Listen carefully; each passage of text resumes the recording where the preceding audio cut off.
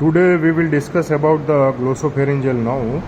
The glossopharyngeal nerve, which is emerging lateral to the olive and inferior cerebellar peduncle in between, it is arise from the medulla oblongata, and this after arising the glossopharyngeal nerve, below to it there is a vagus and spinal accessory nerve.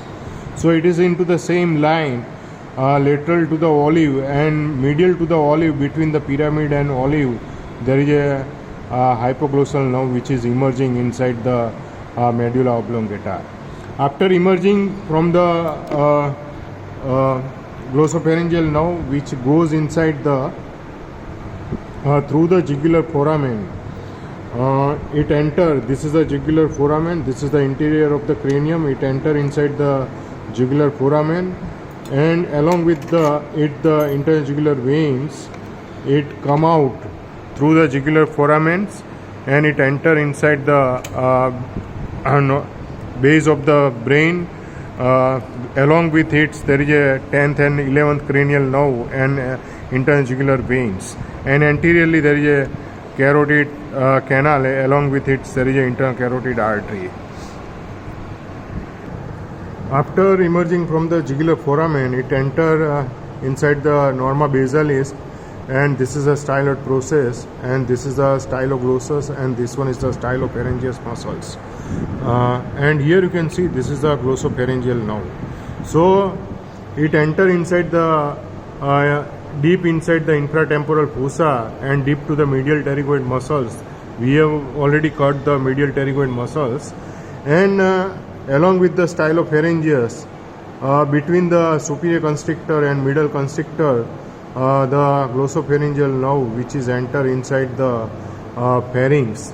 So the glossopharyngeal nerve, it is a 9th cranial nerve. Glosso means it is concerned with the tongue, and it is also concerned with the pharynx. Pharyngeus means it is concerned with the throat.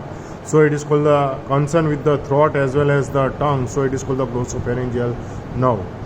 So the glossopharyngeal nerve have a functional component. It is a special visceral efferent, a special visceral efferent which is supplies to the stylopharyngeus muscles. So special visceral efferent, it is a derivative of the branchial arches. It is a special visceral efferent. It is supplies to the stylopharyngeus.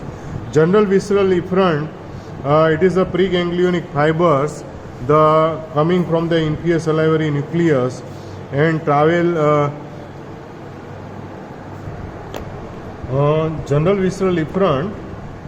The fiber of the general visceral efferent, which is carried by the through the inferior salivary nucleus through the glossopharyngeal nerve, and it gives a branch. It is called the tympanic branch, and it makes a tympanic plexus, and through the lesser petrosal nerve it relay inside the otic ganglion, and the postganglionic fiber through the secretomotor fiber, it supplies through the auriculotemporal nerve, and it supplies to the parotid glands.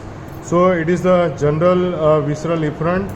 General visceral efferent, it is the fiber. General visceral efferent, it is the fibers which is coming the fiber which is the pharynx, carotid body and carotid sinus, and it is the general visceral efferent. Special visceral efferent, it carries the taste sensation from the posterior 1/3 of the tongue.